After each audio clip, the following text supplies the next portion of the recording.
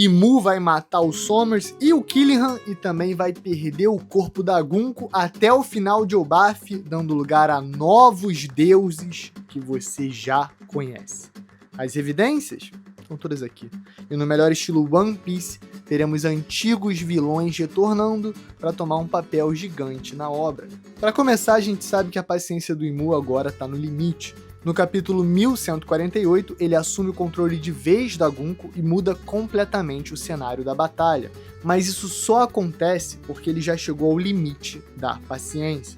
Em Marijoá, o cerco dos revolucionários em um ataque misterioso obrigou Imu a convocar Shamrock de volta, enquanto ele assumia a responsabilidade de liderar a missão e conquistar Elbaf, trazendo um exército de gigantes de volta para poder ganhar a guerra e libertar os dragões celestiais. E a gente sabe que ele também tem um pavio curto para fracassos. No fim de Egghead, acompanhamos ele cancelando o pacto com Jay Garcia e o extirpando completamente dos seus poderes demoníacos, imortalidade e tudo mais, deixando apenas um esqueleto em pó.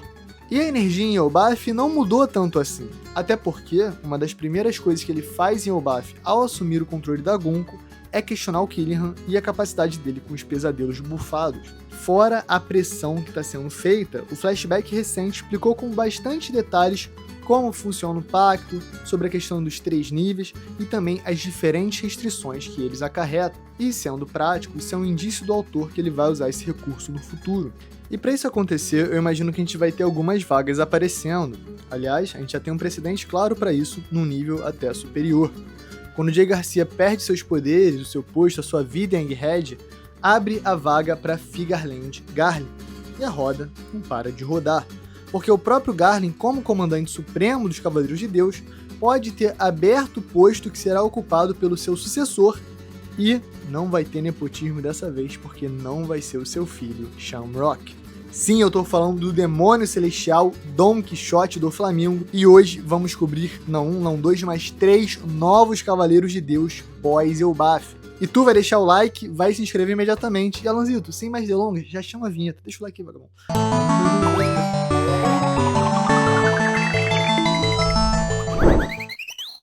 Candidato 1, Don Quixote do Flamengo.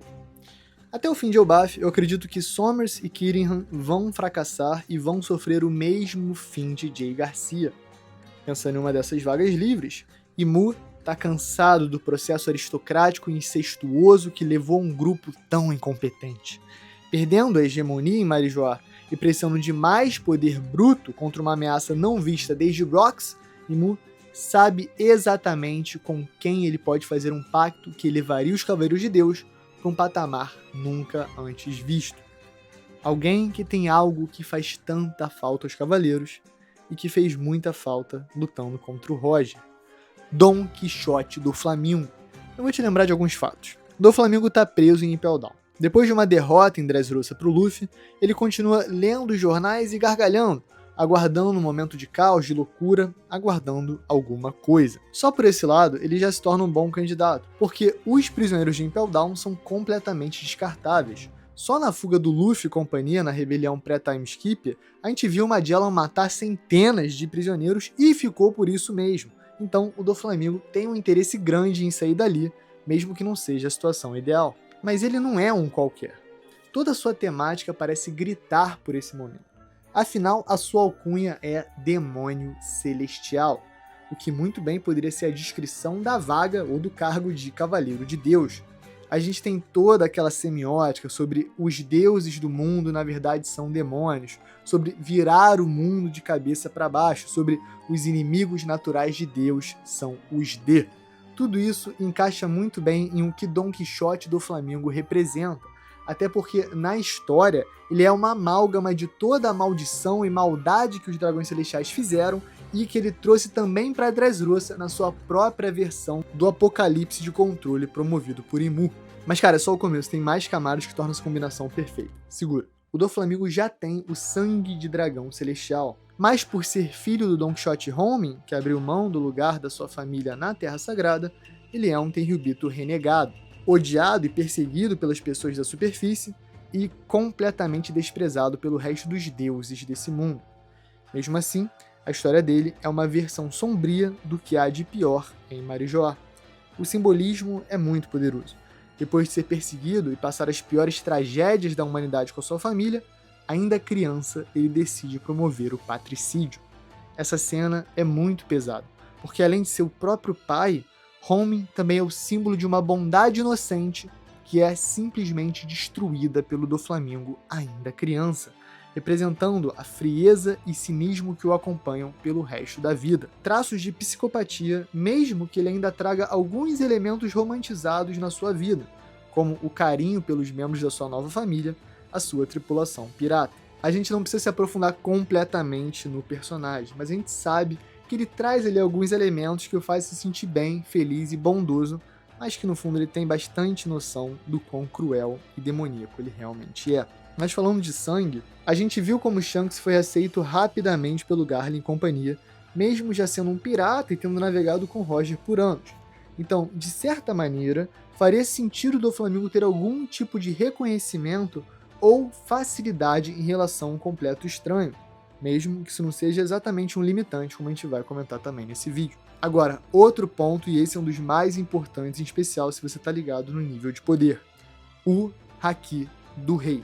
O Doflamingo é mega poderoso, domina todos os tipos de Haki, é um combatente extremamente experiente, tem a Fruta do Fio despertada e teria todas essas habilidades e poderes expandidos pelo efeito do pacto com Ymur.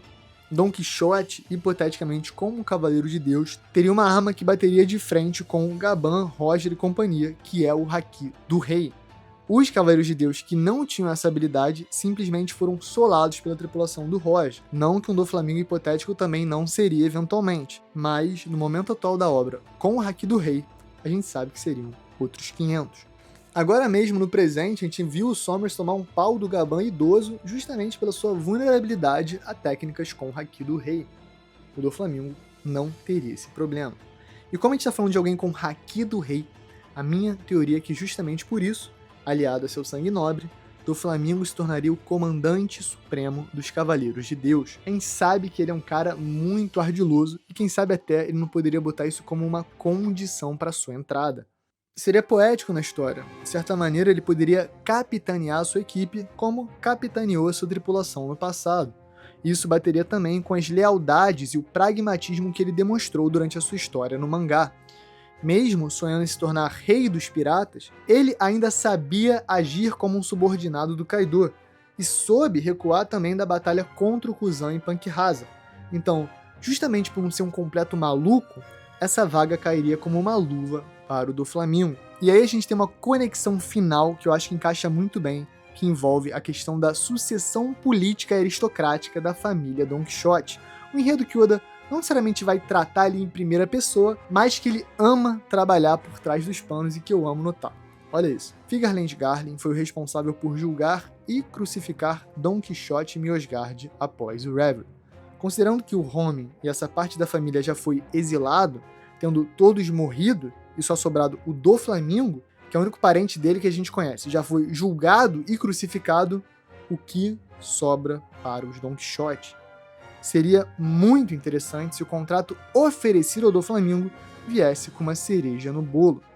Ele seria o responsável por restaurar a honra da família Don Quixote, como o novo cabeça em Marijoá, recebendo a honra e adoração que merece como um cavaleiro de Deus, comandante e líder aristocrático. Imagina só a pompa, né? O Doflamingo recebendo aquela adoração, uma cerimônia real, restaurando ele como líder da família Don Quixote e também o garantindo o posto de comandante supremo dos Cavaleiros de Deus.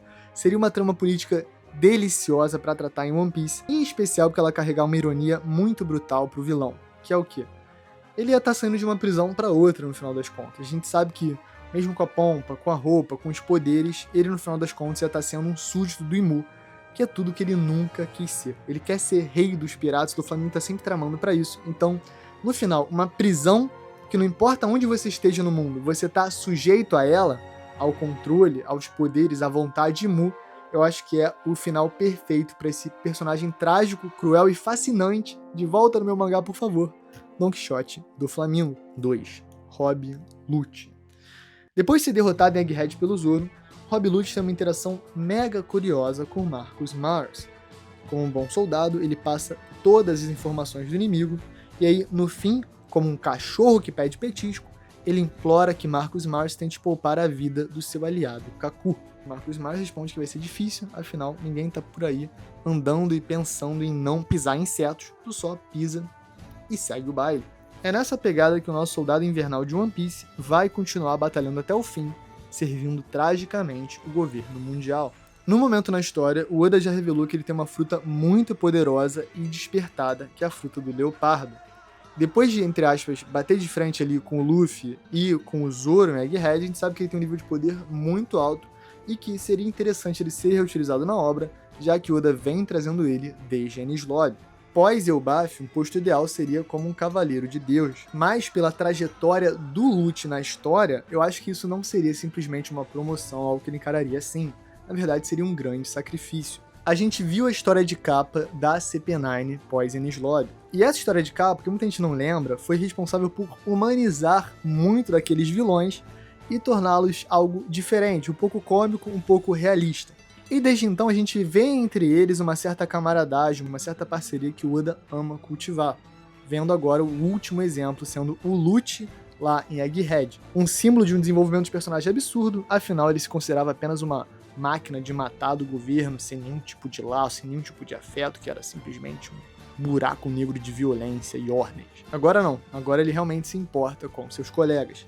Então imagina só se oferecem esse cargo para ele e ele aceita com uma condição: liberar a CP0 da mão do governo mundial. Permitir que eles possam seguir suas vidas, se tornarem piratas, carpinteiros, o que for, enquanto ele assume a responsabilidade por ser o líder do grupo e assume todo o peso de entregar a sua vida e se tornar um escravo de Imu, para sempre. Tematicamente seria legal porque a gente ia estar torcendo contra um vilão que a gente sabe que no fundo ia ter feito um ato heróico perante as únicas pessoas que ele se importa. Afinal, o Rob Lute é um tremendo de um vagabundo. Ele é cruel, ele é brutal, ele já foi responsável por matar a vida de muitos inocentes. Então ia ser sempre um pouco duro, né? Você ia ver aquela luta, ia ficar feliz, ia ficar um pouco, pô, coitado do Lute e tal, mas ia ser hype e ia manter ele no caminho do sad boy, se sacrificando pelos amigos e também mantendo a brutalidade, porque a gente sabe como opera o poder de Mu. Ele vai tornando seus pensamentos mais negativos você. A gente viu isso acontecendo com o Harold em tempo real no flashback de Elbaf.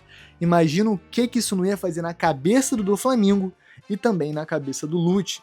Eles que já são verdadeiros vilões da obra iam se tornar demônios em níveis inéditos.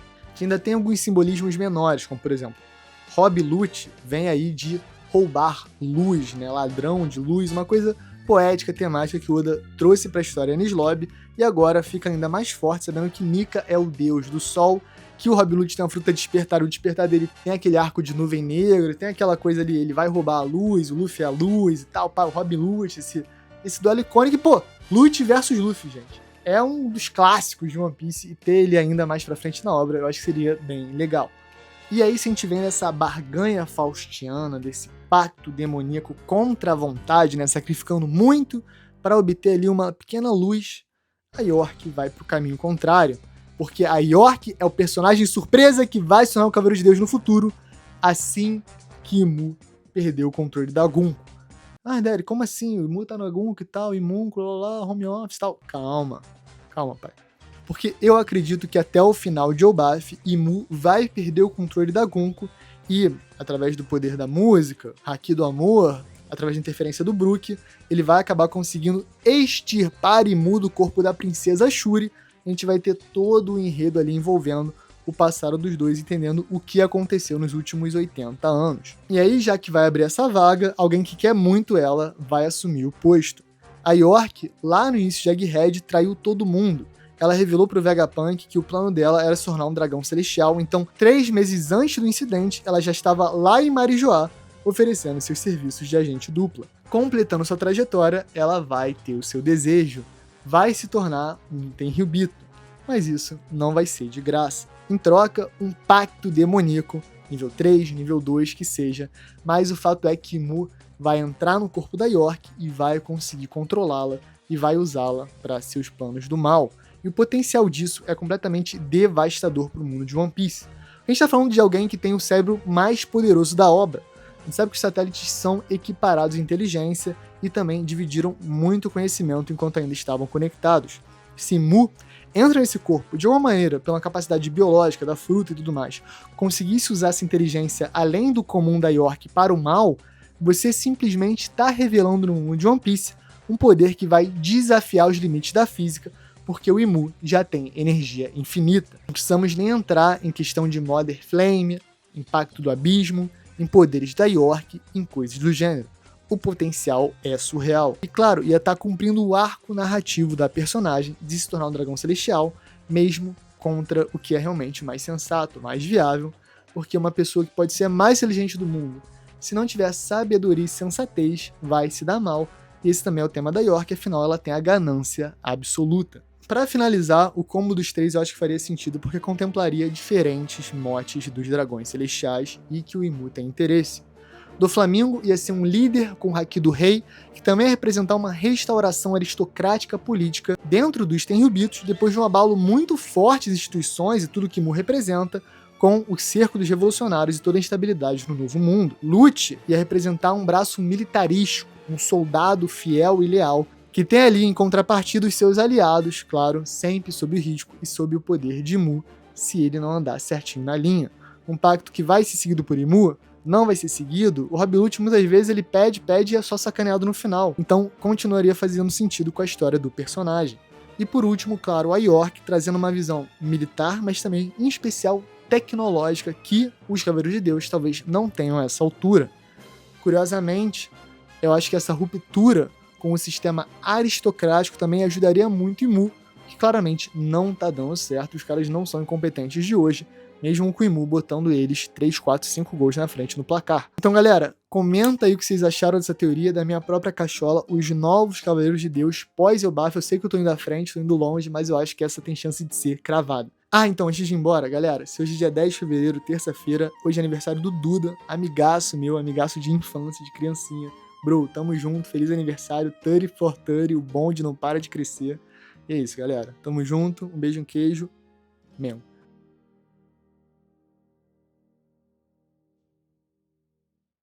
Pó de palha secreto, que calor, quando chove tá quente, é duro, mas tá ótimo, né? Tá bom, é verão. Ai, que delícia, o verão.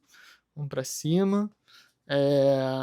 Não sei, eu achei muito boa essa ideia dos Novos Cavaleiros de Deus. Talvez seja muito ruim, não quero saber, não quero seu feedback se você achar muito ruim. Quero sim. Daí teu feedback, vamos brigar. Vamos brigar nos comentários? Tu tem o que é preciso pra esmagares a minha rata? A galera nem lembra mais. Tipo assim, hoje em dia os ads, né? Nem funciona mais assim, né? Quem é que sabe o que é um pop-up de vai esmagar minha rata? Ninguém mais. Um beijo, um queijo, galera. Valeu.